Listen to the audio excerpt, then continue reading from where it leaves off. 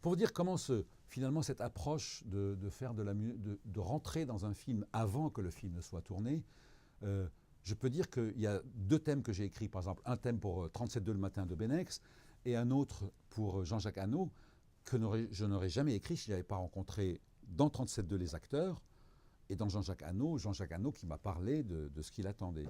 Dans 37.2, je me souviens, Benex m'avait dit nous allons faire un duo où on aura Jean-Hugues Anglade, donc, qui jouait Zorg, d'un côté, sur un piano à queue, et de l'autre côté, Béatrice Dalle, et ils vont faire un petit duo. Je dis, bah, si j'écris un duo, il faut que je les rencontre, parce que c'est de la musique qui va être jouée sur scène, sur image.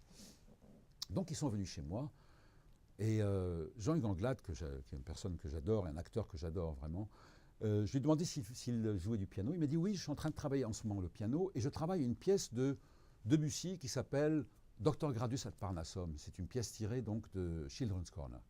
Alors évidemment, on la connaît, c'est celle-ci.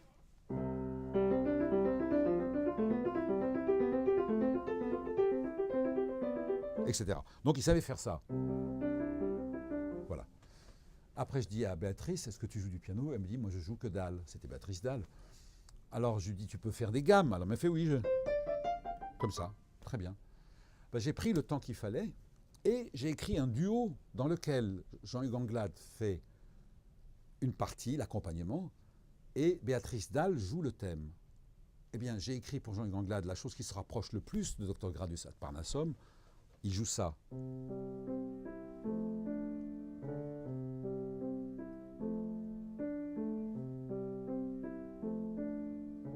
Voilà. Et Béatrice Dalle, elle, comme elle ne sait pas jouer, elle va faire une gamme. Donc ça donne ça ensemble.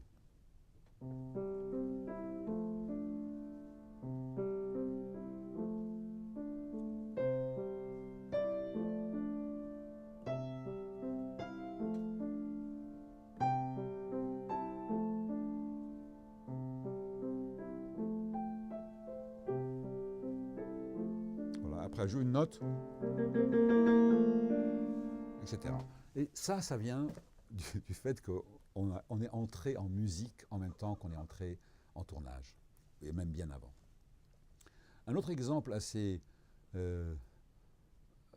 intéressant aussi, quand Jean-Jacques Hano m'a parlé de l'amant, il m'a donné une grande documentation sur les instruments du Vietnam, sur à l'époque où ça a été écrit, 1930.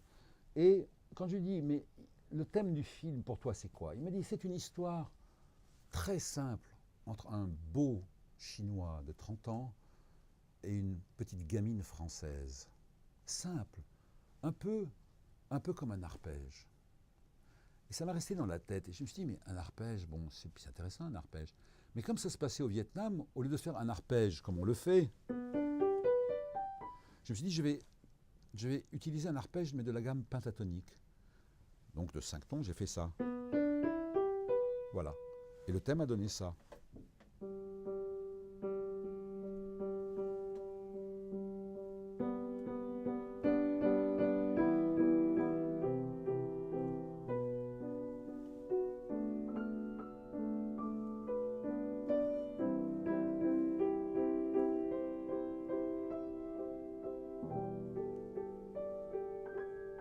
J'utilise donc des sonorités un peu, disons, asiatiques, mais c'est cette gamme-là qui m'a donné l'idée de faire tout le thème. Voilà, c'est juste des petits exemples. Il y en a plein. Il y en a plein qui pourraient étayer tout ce que je dis. Mais enfin, l'intérêt d'être avant, c'est que c'est une famille. Et quand on n'est pas dans la famille et qu'on débarque dans une famille qu'on ne connaît pas, je regrette, mais on n'a pas le temps d'une part, et d'autre part, souvent on vient avec ses habitudes, parce qu'on vient d'un autre film, on n'a pas le temps de se remettre en question. Il ne s'agit que de ça. Et pour la musique, il faut tout le temps se remettre en question.